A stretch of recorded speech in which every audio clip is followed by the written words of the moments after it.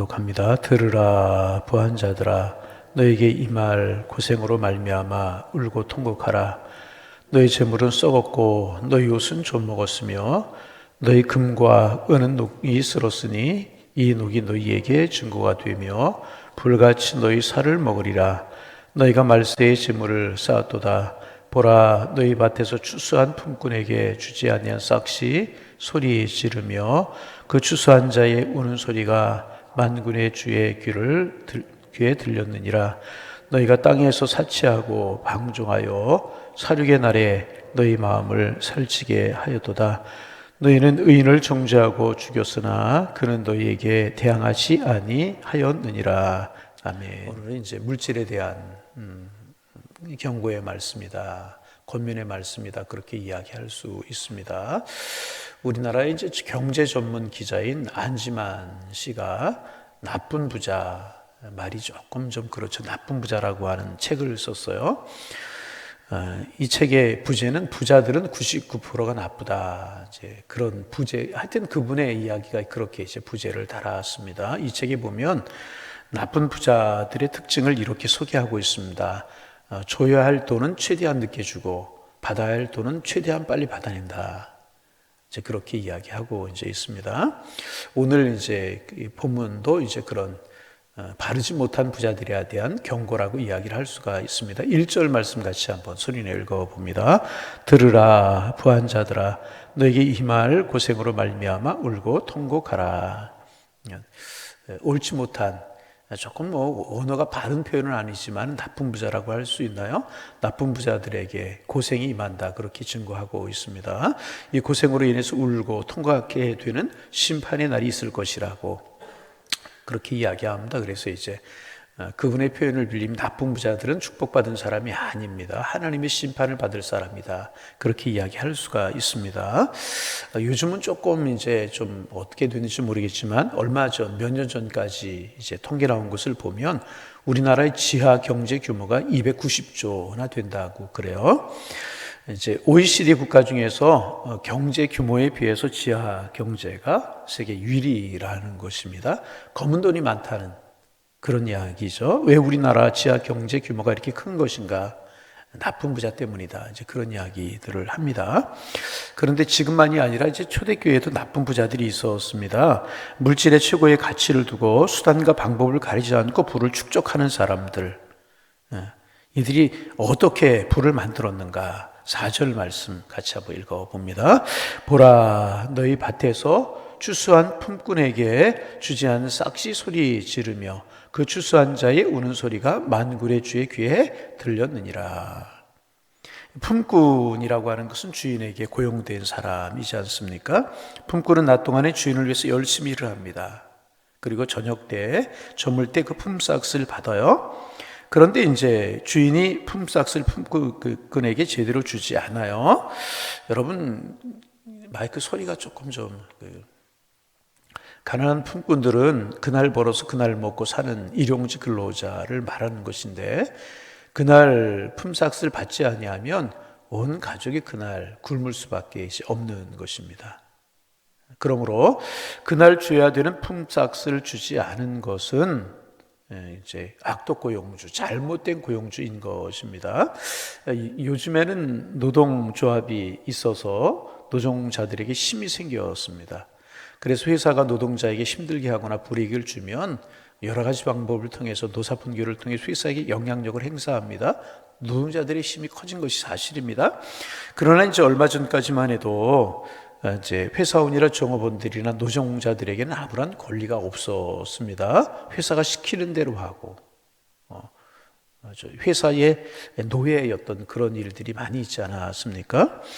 그렇다면 여러분 2000년 전에 어떠했겠습니까? 그런 일들이 더 심각했었습니다.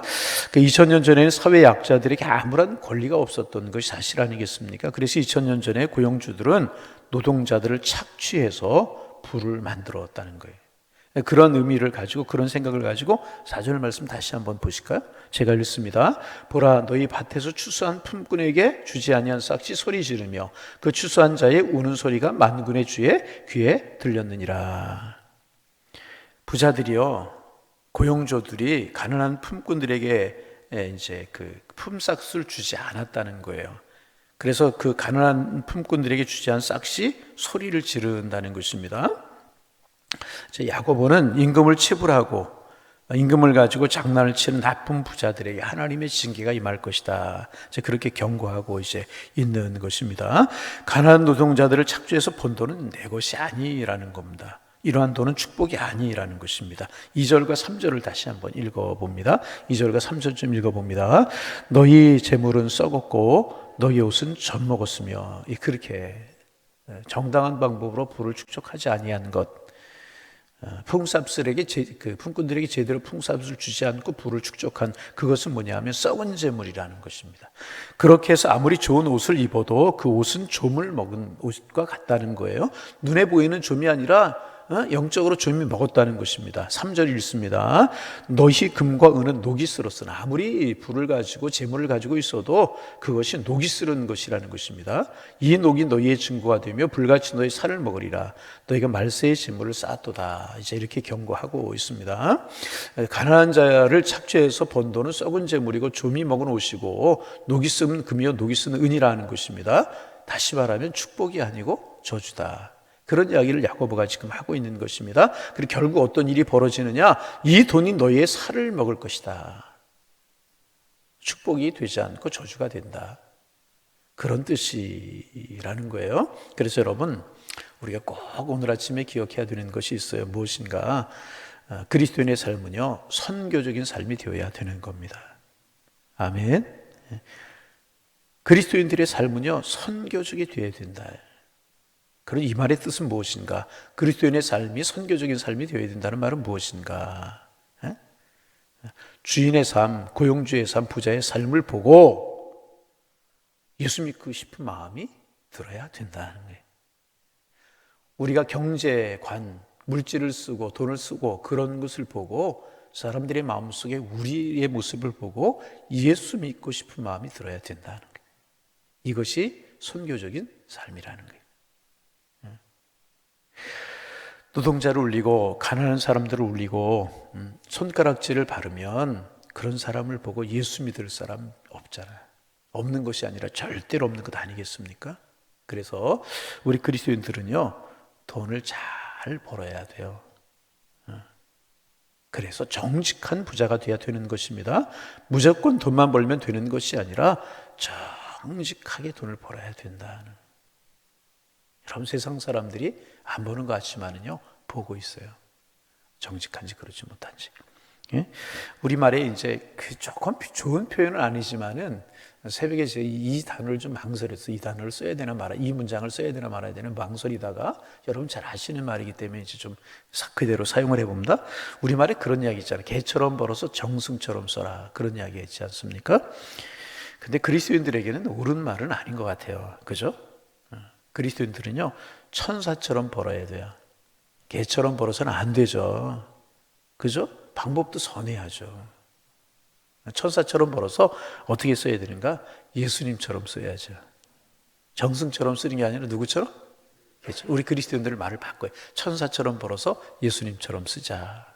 말을 바꿔야 될 겁니다. 그런데 본문의 부자들은요, 개처럼 벌어서 개처럼 썼다는 거예요. 5절 말씀 읽어봅니다. 자, 5절. 너희가 땅에 사치하고 방종하여 살육의 날에 너희의 마음을 살찌게 하는도다. 땅에서 벌었어요. 열심히 벌었어요. 개처럼 벌었어요. 그래서 어떻게 했어요? 사치하고 방종하고 자기만을 위하고 자기 치장만을 하고 너희의 마음을 살찌게. 그래서 마음이 살찐 것 같았다는 것입니다. 이 부자들은 부정한 방법으로 돈을 벌었고 개처럼 벌었어요. 어떻게 돈을 썼어요? 사치하고 방종하고. 거기에 하나님이 어디 계시고 거기에 이웃이 어디에 있습니까? 사치하고 방종하는데, 자신을 치장하는 데 사용하고 쾌락을 누리는 데 도용을 사용했다는 것입니다. 여러분, 꼭 좀 오늘 아침에 두 번째로 기억하셔야 될 게 뭐냐 하면, 돈을 버는 이유가 무엇인가? 돈을 버는 이유는요, 돈을 버는 이유는 돈을 버는 데 목적이 있는 게 아닙니다. 돈을 버는 목적은 뭐냐? 사용하기 위해서 버는 거예요. 그렇죠? 사용하기 위해서 돈을 버는 것입니다. 그래서 돈을 버는 것도 중요하지만 사용하는 것이 훨씬 더 중요합니다. 그래서 버는 것 천사처럼 벌어서 예수님처럼 써야 되는데, 거기에서 우리가 연이어 생각할 수 있는 것이 뭐냐 하면 돈은 사명이라고 하는 생각을 가져야 돼요. 돈이 뭐라고요? 사명이다. 그리스도인들은 하나님이 우리에게 주신 사명을 잘 감당하기 위해서 돈을 벌어야 된다는 거예요. 왜 돈을 벌어야 하는가? 하나님이 주신 사명을 잘 감당하기 위해서 돈을 벌어야 된다는 것입니다. 물론 자녀 잘 키우고 그런 것도 사명일 수 있어요. 그런데 돈을 벌어서 어떻게 해야 되는가? 응? 돈을 벌어 사명을 잘 감당하기 위해서 그리스도인들은 돈을 잘 벌어야 되는 것입니다. 여러분, 프랑스에서 사회 지도층 부자들의 잘못된 삶을 비판하는 말이 있죠. 노블리스 오블리주라고 하는 말, 노블리스 오블리주 많이 들으셨을 거예요. 이런 단어입니다. 프랑스 귀족에게는 의무가 있다. 프랑스 귀족에게는 의무가 있다. 그런 말입니다. 여러분, 부자에게는 의무가 있다는 거예요. 재물이 조금 있으면 그 재물을 하나님 우리에게 주신 목적이 있다는 것입니다. 부자에게는 의무가 있어요. 가난한 사람을 섬길 의무가 있다는 거예요. 어려운 사람을 섬길 의무가 있다는 것입니다. 그래서 하나님께서는요, 구약 성경에 보면 곡식을 거둘 때 다 거두지 말라고 그랬잖아요. 곡식을 거두다가 반드시 한 모퉁이의 곡식들은 그대로 남겨두라고 그랬잖아요. 또 곡식을 거두다 이삭이 땅에 떨어져요. 그럼 절대로 그거 줍지 말라고 그대로 남겨두라고 그랬잖아요. 왜 그렇게 하셨습니까? 가난한 자들의 몫이라고 그랬잖아요. 싹싹 줍지 말고 싹싹 추수하지 말라고. 가난한 사람들에게 위해서 남겨두라고 그랬어요. 레위기 19장에 있는 말씀인데요. 한 걸음 더 나아가 레위기 19장에 뭐라고 말씀하고 있냐면 과일을 따다가도 다 따지 말라고 그랬어요. 과일 따다가 다 따지 말고, 따다가 떨어진 것이 다 따지도 말고 따다가 떨어진 것이 있으면 줍지 말라고. 그렇게 이제 성경은 말하고 있습니다. 돈에도 의무가 있고요, 추수에도 의무가 있다는.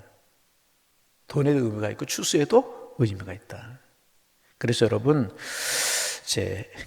우리의 모든 수입에는 의무가 있음을 꼭 기억하셔야 됩니다. 우리의 모든 수입에는 의무가 있어요. 의무를 감당하지 못하면 그 재물은 썩은 재물이 될 수밖에 없다는 거예요. 좋은 옷을 입어도 그 옷은 녹슨 옷이 될 수밖에 없다는, 녹슨 금이 되고 녹슨 은이 된다는 거예요. 아무리 좋은 것을 가져도 그것은 축복이 되지 않는다, 이런 말입니다. 녹이 쓴 것이 되고 말 것이라. 그래서 결론적으로 이야기하면 그리스도인들은요, 돈을 잘 벌어야 돼요. 어떻게? 천사처럼. 아멘. 천사처럼 돈을 잘 벌어야 되고 돈을 잘 써야 됩니다. 어떻게? 예수님처럼. 이렇게 사는 것이 선교적인 삶이고 하나님이 원하시는 삶이에요. 그런데 초대교회, 오늘 야고보 사도가 왜 이런 이야기를 하고 있는가? 초대교회에 그렇지 못하는 사람들이 너무나 많았다는 거예요. 버는 것도 정당하지 못하고 쓰는 것도 정당하지 못하고. 정당하지 못하다는 말이 뭐예요? 하나님이 주신 은혜에 감사하여서 베풀고 나누고 드리고 못하고 나만을 위해서.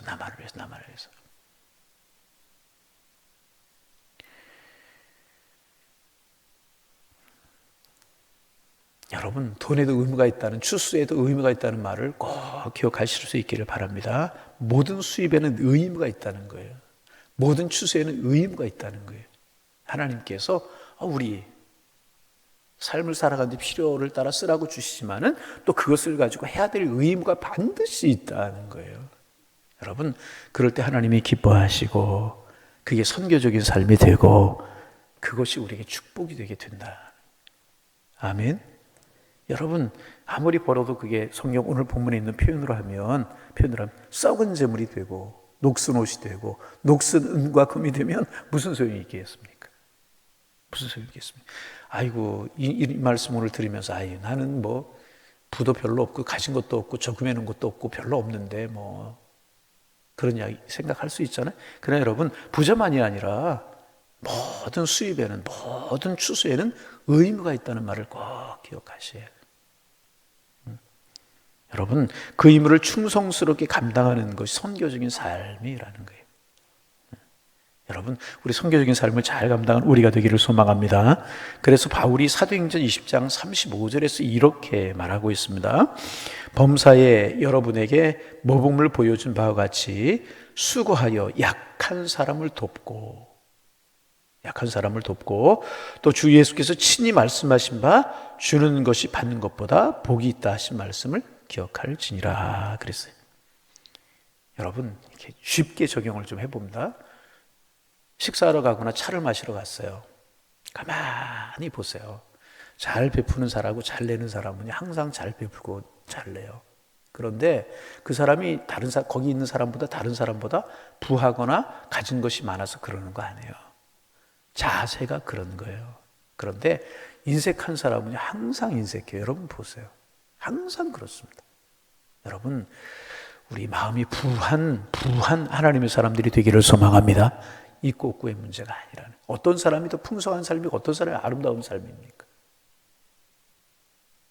여러분, 마음이 부여하고 영적으로 부여하고 삶이 부여한 부자들이 되시기를 바랍니다. 오늘 사도 바울을 통하여서 우리에게 말씀하시잖아요. 약한 사람을 돕고 주 예수께 친히 말씀하신 바 주는 것이 받는 것보다 복이 있다.